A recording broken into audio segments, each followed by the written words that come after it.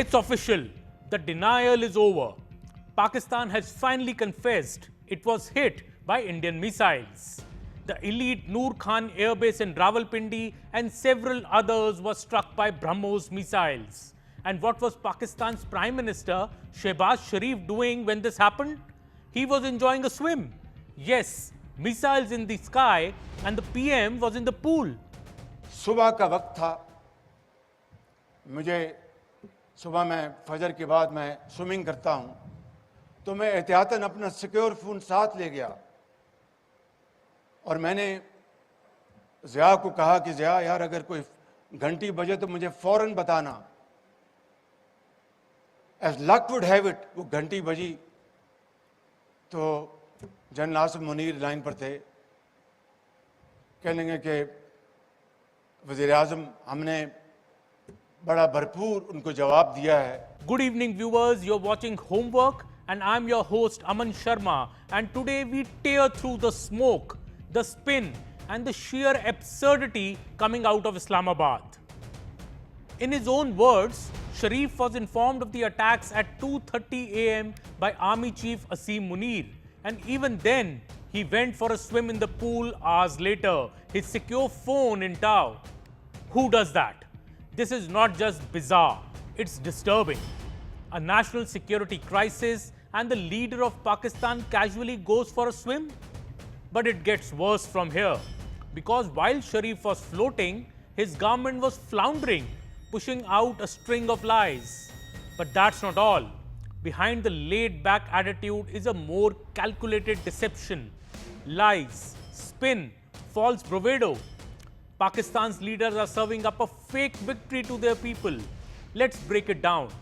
Well, they claim Indian bases were hit. No proof. They claim S-400s were destroyed. But Modi visited those very bases days later, standing right next to the missiles. And the biggest lie? That Pakistan didn't want a ceasefire. We've got call timelines and international pressure that prove otherwise.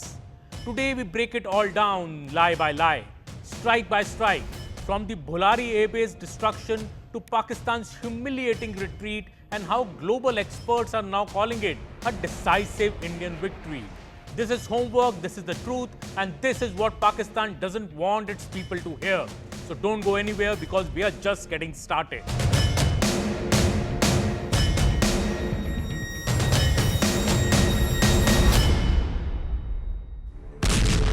In this conflict, Pakistan exercised escalation control. Inshallah, we'll give a befitting response to India. बेमिसाल शुजात से दुश्मन के जहाज़ों के परखचे उड़ा दिए।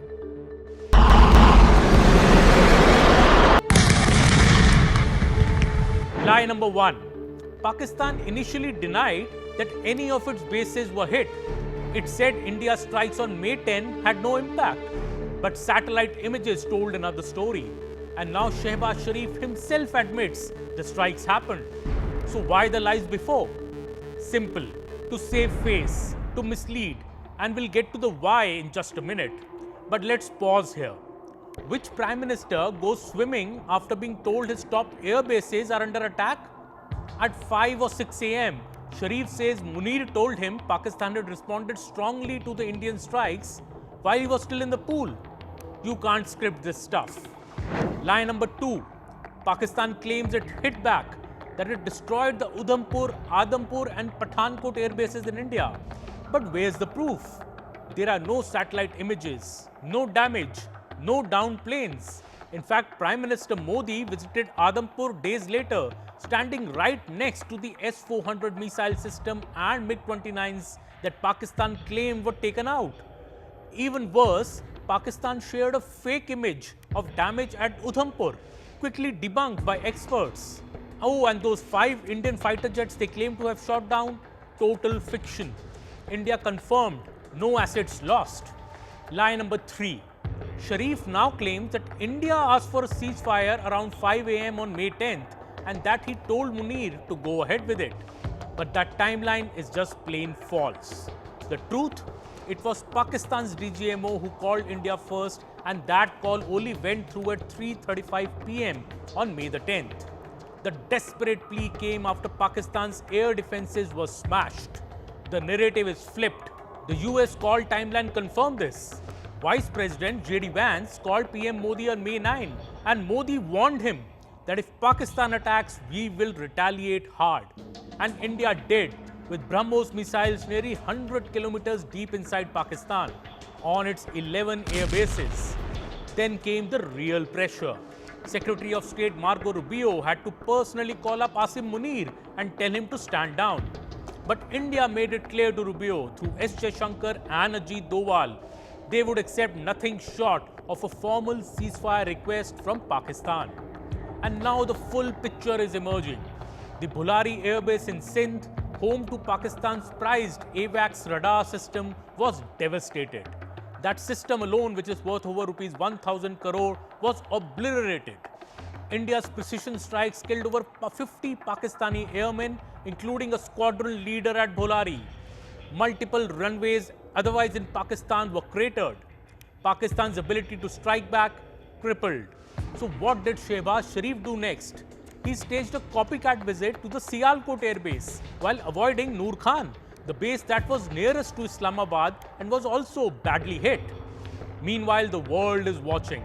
The New York Times, the Washington Post and global defense experts say it loud and clear. India won decisively. John Spencer calls it a strategic success and a decisive Indian victory. Tom Cooper also confirms it, citing satellite data. But back in Pakistan, the army and the government continue with the ostrich strategy. Head buried, truth ignored. But you can't hide the sun behind a curtain. The truth has its own way of breaking through, and we are here to shine that light.